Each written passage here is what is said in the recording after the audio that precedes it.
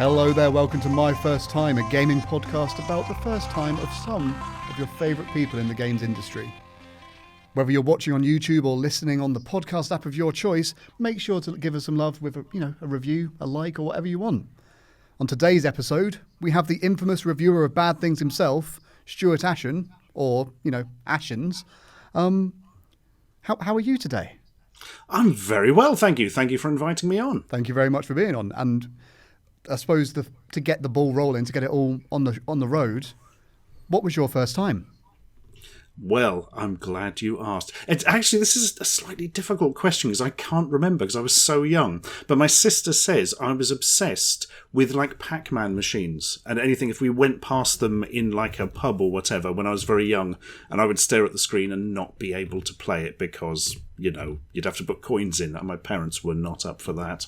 The first thing I can remember properly playing was going round my sister's friend's house, and they had an Atari 2600.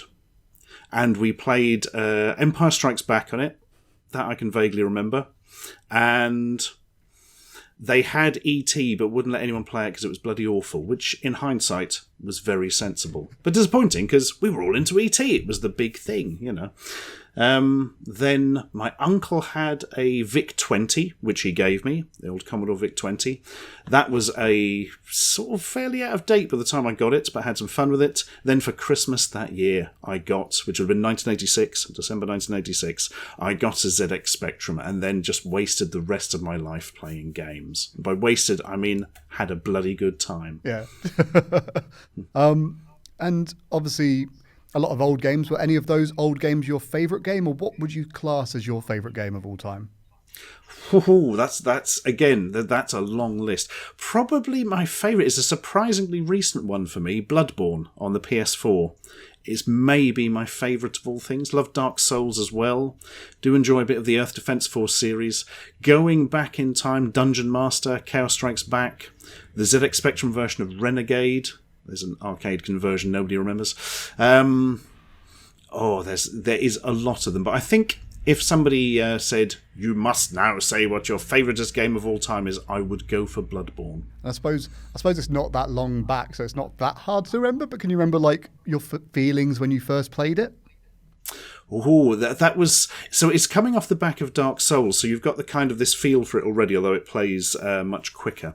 I really liked the whole aesthetic of it, the sort of Victorian setup of it. And it's that kind of feeling of mystery when you first play, any of the sort of Dark Souls games, which Bloodborne is kind of one, but not really, but kind of.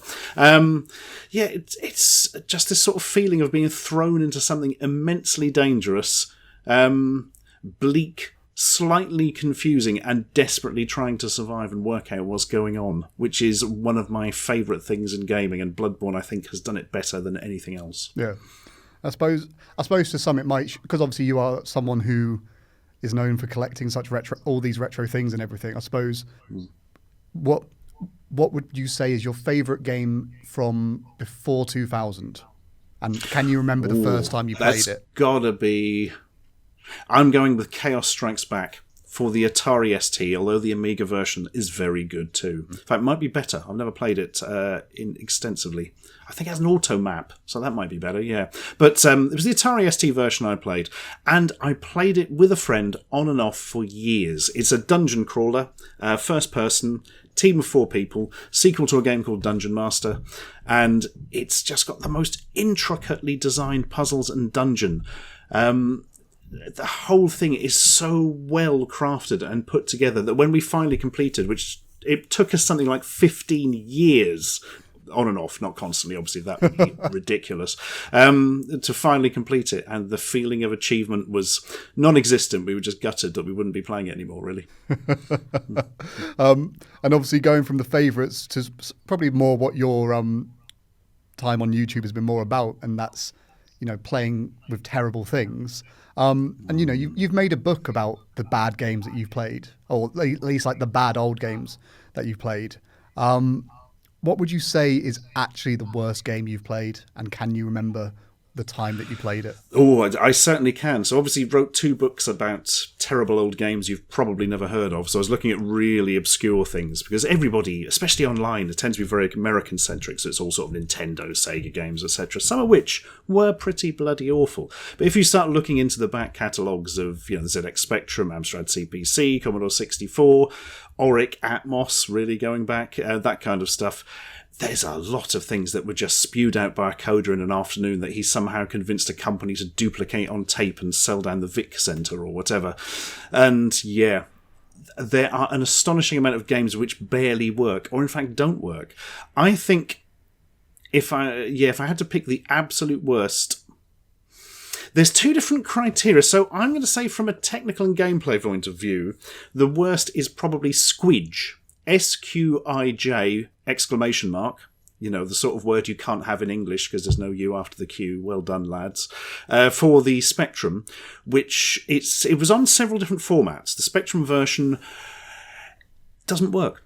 Is the simplest answer to it. Literally does not work. It was written in something called Laser Basic by a programmer with a grudge against the publisher, so they spent no time on it whatsoever. It's absolutely awful.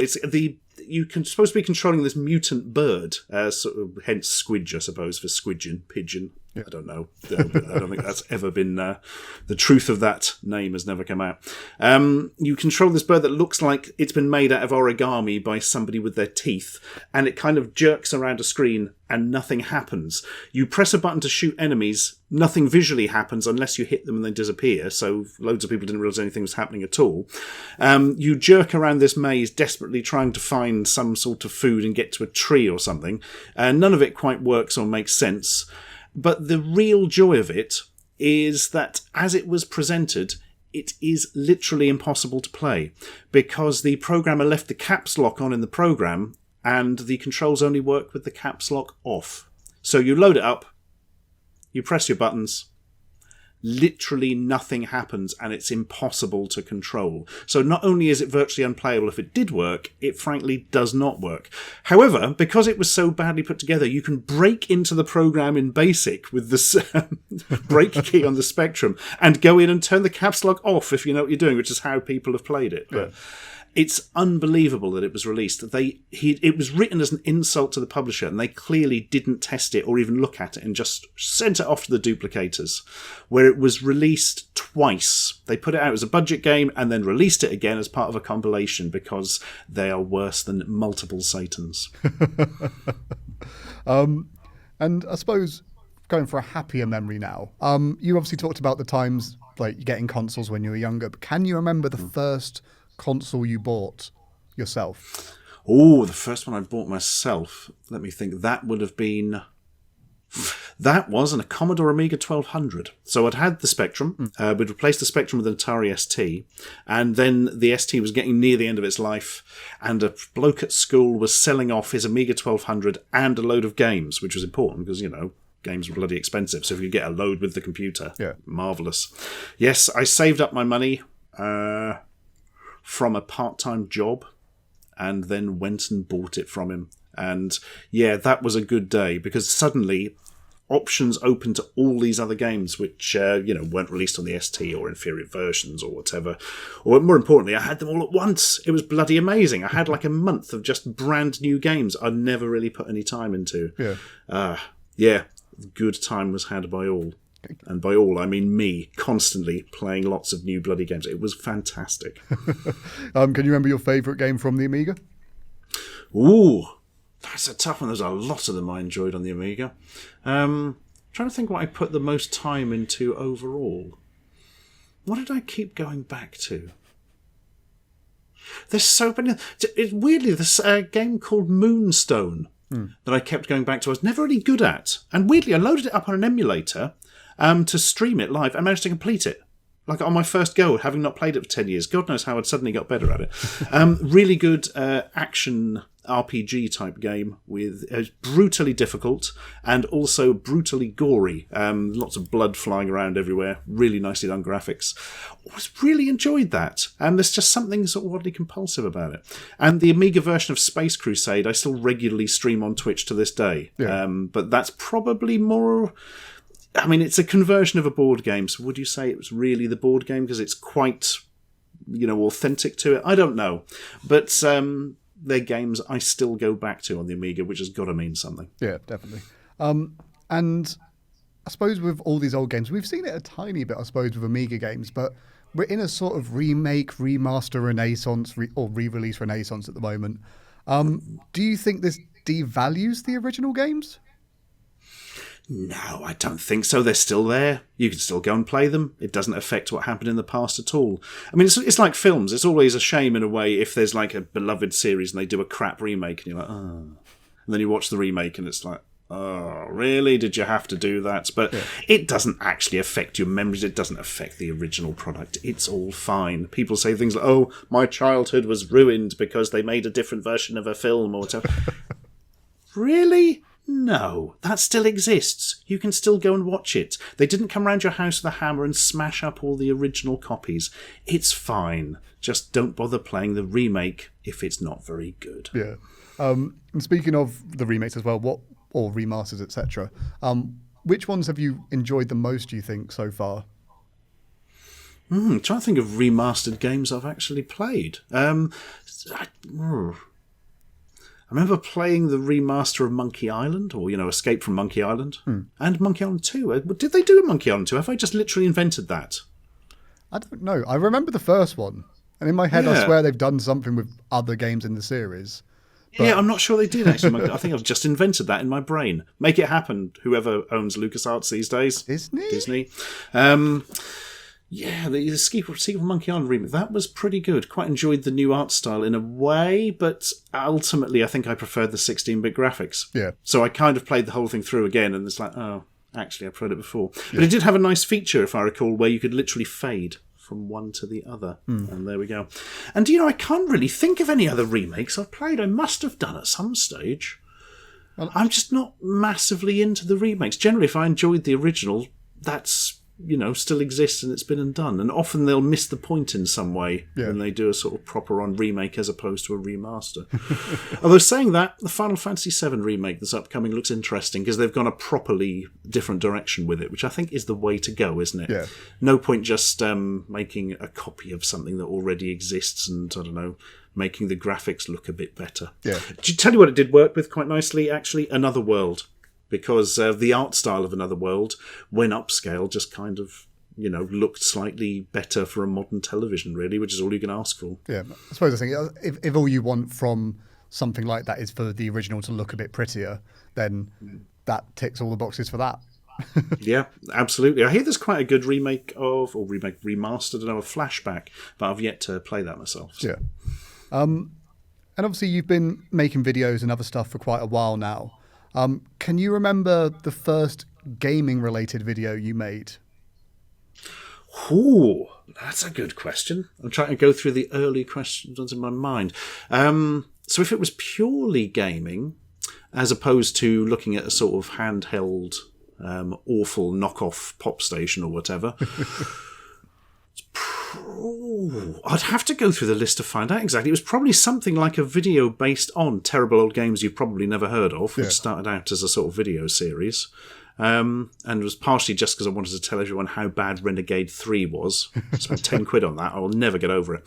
I did a video on the quickest game overs ever. That was quite early, but I think I'd kind of done terrible old games first. But back in the early days, it was a real pain to capture footage from games.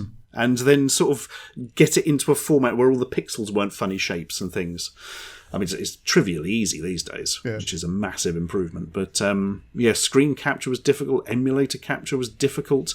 Oh, nothing looked right when you'd captured it. Oh, bad times. I remember back in the early days of YouTube when it was 07, I want to say. But I remember just setting up a camcorder to film me playing games, and it's just it's crazy how much easier that's become now, I suppose, for you to be able to do that sort of stuff. Absolutely. With things like whatever NVIDIA calls shadow play these days, which just records your screen and it's all good. I mean, that's made such a difference, that kind of thing. Because really, the best way of doing it probably was to point a high-quality camera at a screen, as you did, because trying to do it internally, the aspect ratio would be off. Everything was... Oh, I'm getting terrible flashbacks to spending hours in very primitive video editing software desperately trying to make a Spectrum game look like the pixels were square. Never managed it. You briefly mentioned the terrible handhelds that are obviously the Pop Station. And, you've become infamous, I suppose, for reviewing all of these terrible handhelds from various sources. Out of all of them, which one would you say is the best? Are any of them the best? Ooh, I mean, these days, everything that looks like a Pop Station or similar is generally just an Android-based thing, so they're all fine. They've usually got terrible batteries in, but they will, run various things. I would have said the best out of the proper homebrew stuff is certainly not the real cheapy, easy LCD game. Something like the Game King, which was actually its own very low-res cartridge-based system. And the games are kind of crap. But at least they're smooth, and they're actually games you can play, and they don't just flicker a few images in front of your eyes and pretend they're a game. Also have interesting sampled sounds as well. So that's my tip for the best, the Game King, definitely, and the various other branded versions of it. So there's probably at least 400 million of those. Yeah. Worst overall, I'm going to say the Tilt games, which were games... looking around my desk for a Wii controller, like I have one of those thing around. It's like a game put in a fake Wii controller with a tiny LCD screen you can barely see, and you control the game by moving it left and right so that a metal ball moves between two sets of contacts. It's the worst thing ever. It's totally unplayable. You can't see what's going on. Oh, it's just an insult for the poor grandmas who have bought it for the children for Christmas, thinking it's a video game thing they'll like. And I suppose outside of the actual consoles and stuff, you've obviously... I know one of your most popular videos is the Pac-Man board game. Oh, yes, yeah, with Guru Larry Bundy, yes. Yeah. And obviously you've played with and got to see like lots of wonderful, weird video game tat. Which is a nice way to call it a lot of the time, I suppose.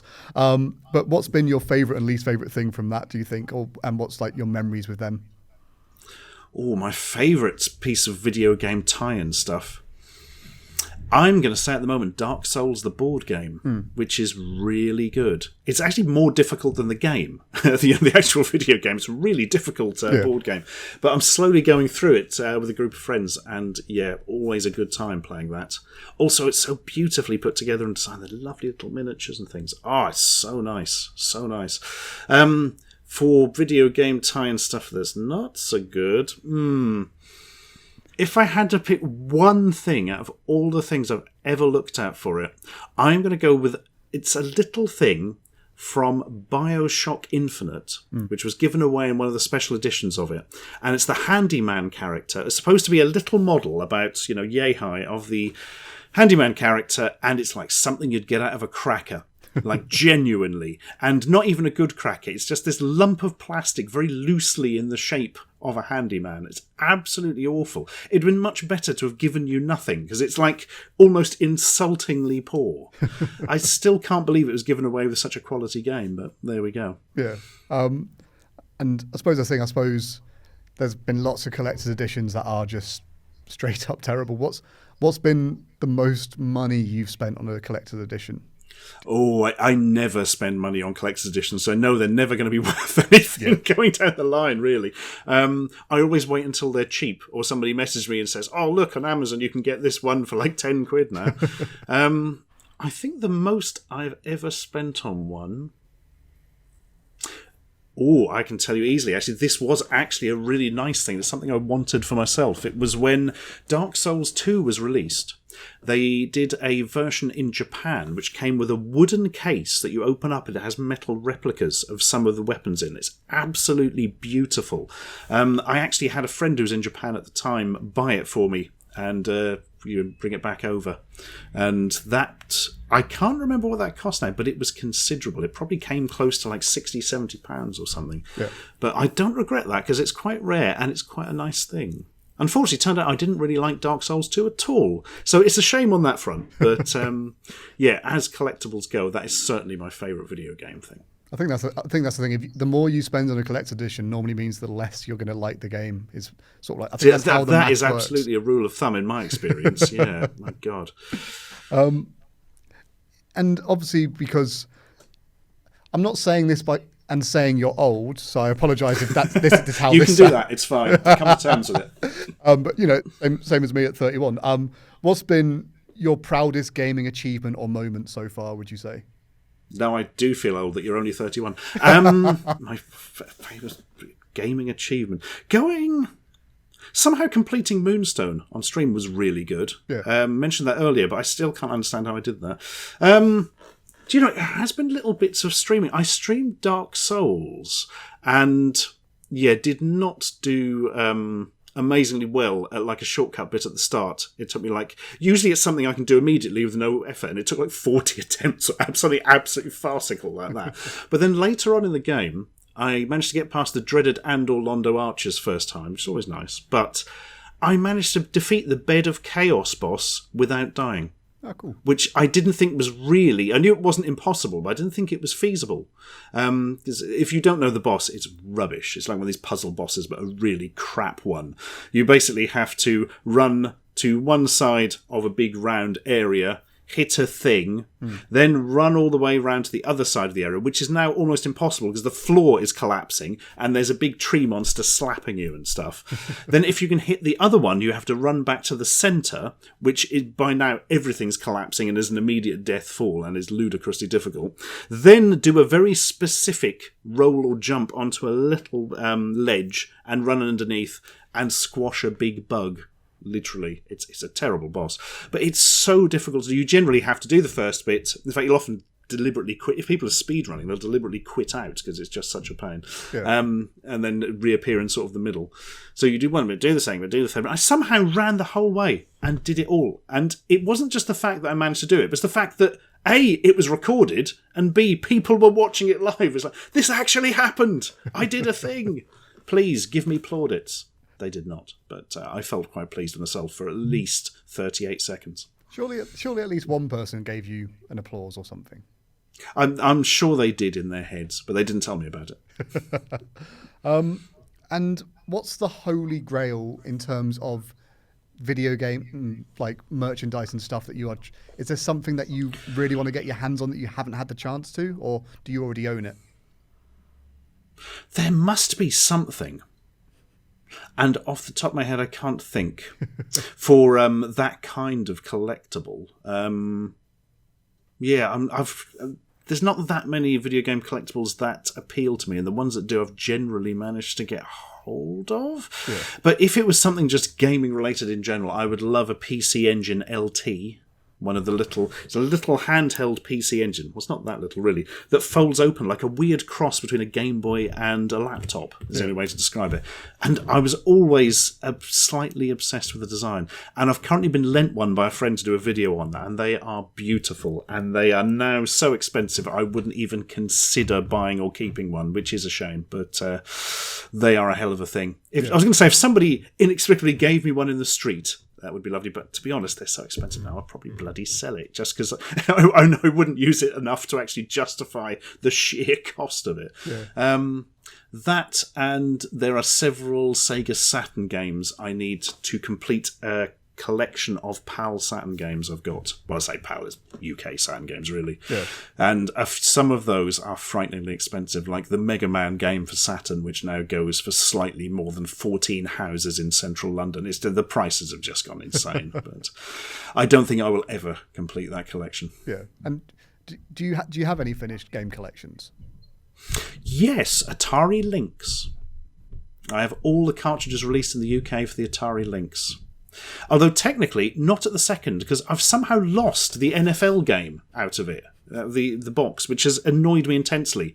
I'm probably just going to have to buy a replacement at some stage because I cannot for the life of me think where it's gone. Yeah. But technically, as soon as I replace that, yes, a complete game collection for the Atari Lynx, which is probably my favourite of the handhelds. Yeah, and at least like sports games tend to always go for fairly cheap still if you're trying to buy them. Annoyingly, not so for the Lynx because it's the only game of that type on the Lynx.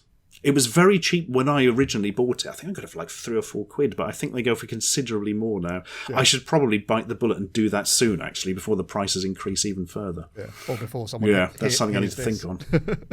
And obviously, outside of the YouTube unboxings and various other things that you get up to, you have been known to dabble in acting and obviously make films. And obviously, the films you make are video game inspired. But what are your main inspirations when it comes to making them? I think with films, it's always what are the films that inspired you when you were growing up? What are your favourite films? What are your favourite aspects of them? And then you start drilling down and seeing what makes them tick. And then seeing if you can reproduce at least a small amount of that on a budget slightly less than they spent on the sandwiches. Unless it's a recent film, then it's considerably less than they spent on the sandwiches. Yeah, I mean, the first film, I always like road films, road movies, as they call them, they're travelling from one place to another. So our first film, Ashens and the Quest for the Game Child, is very much set up like a road movie.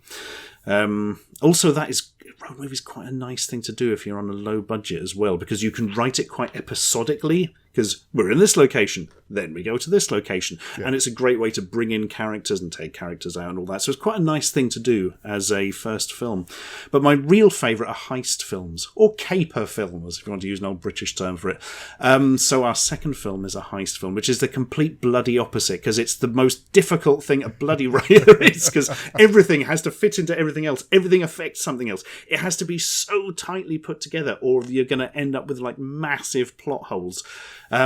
Which at the very least you've got to try to hide from the audience. If not, the whole thing is going to collapse in itself. Do you look at even high budget ones released? There's always something they try and gloss over. There's always something in the plot that doesn't quite sit in, even with Ocean's 11, which is such a fine example of such things. Yeah. I think we've managed to keep Ashens and the Polybius Heist quite tight in that sense, mainly because we've kept it a little bit simpler plot-wise than most of those, which has also helped the budget, which is good, but it's helped sort of keep it all together.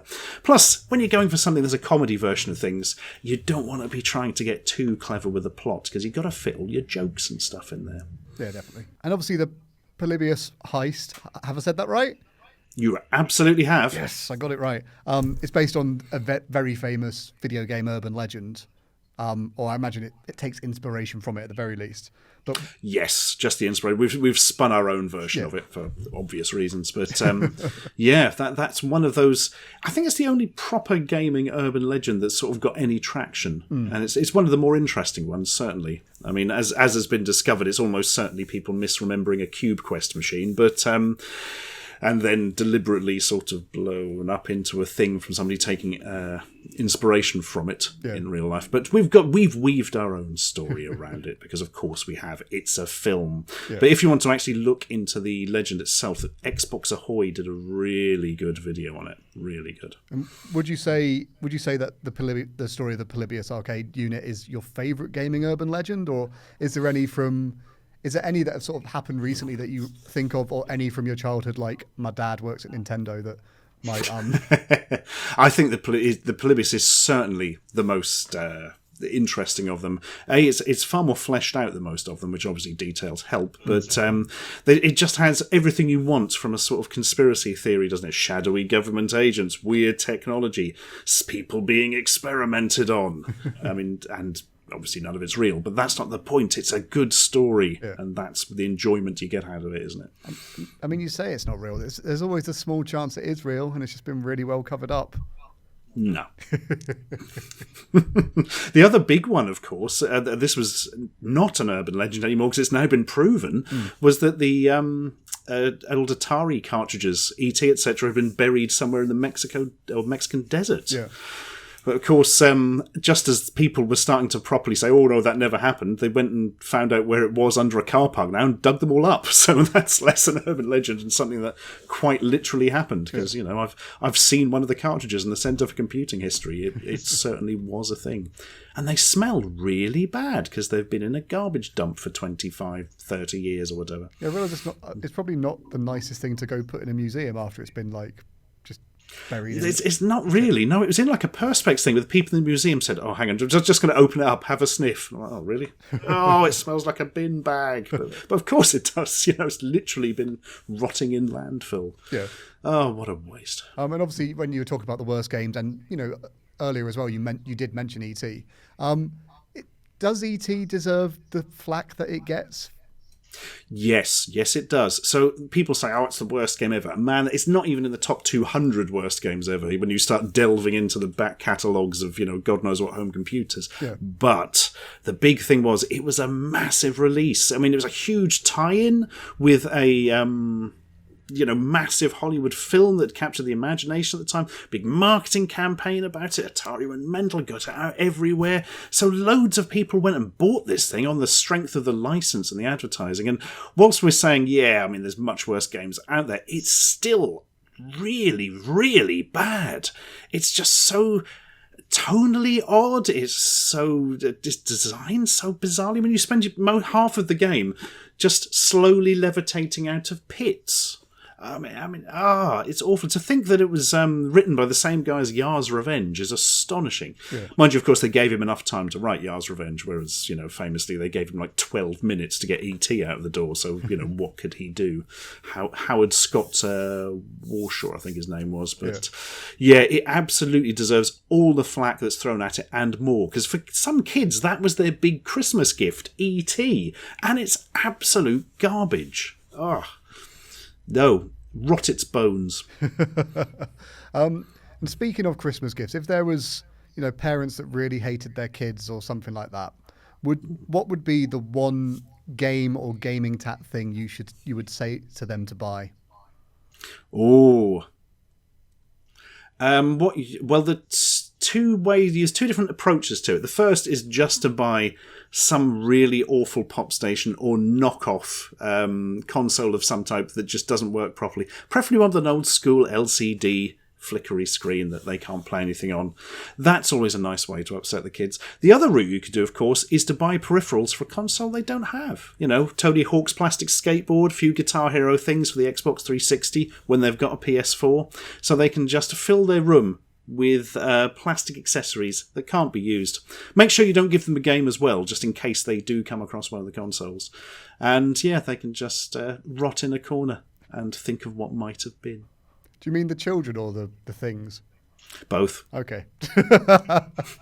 And as I get close to the end of the podcast, I like to give sort of a weird question just to... I'm aware that I've asked some weird questions as it is anyway. But... in terms of replacing either an arm or a leg with cheese, what limb would you choose and what cheese would you replace it with? What keys would I replace it with? Cheese. So like from cheese. Oh, sorry if it said what keys. I was thinking about like door keys or keyboard keys. If you had to remove a limb and replace it with cheese, well, I would go for left arm because I'm right-handed, so I need the right hand. And you need your legs to be able to run away from zombies because you never know when that's going to happen. And the cheese would have to be Gouda because the name is probably the best one for making puns out of. That is true. What is your favourite Gouda pun? Well, it's as Gouda as it gets, really, isn't it? I apologise to all humans. And if people obviously want to watch you on Twitch or YouTube or various other things, what is the best way for them to find you? Just need to Google Ashens, Ashens, one word, like Madonna, which is a joke I stole from an Inspector Gadget film, and now I feel bad. Was it the good Inspector Gadget film? There was a good Inspector Gadget film? It's the one with... Is it Matthew Broderick? Yeah. Yeah, and the villain is played by... Oh, that guy whose name I can't remember. Rupert Everett. Okay. There we are. That's useless trivia for you. Enjoy. Thank you very much. But obviously, if you've enjoyed the podcast, please do make sure to leave it some love on whatever you are listening or watching it on. And, make sure to leave a review, leave a comment, whatever you want. But until next time, I've been Brett from GameByte. You have been... I've been Stuart Ashen. Thank you very much. You're welcome. Goodbye. Goodbye.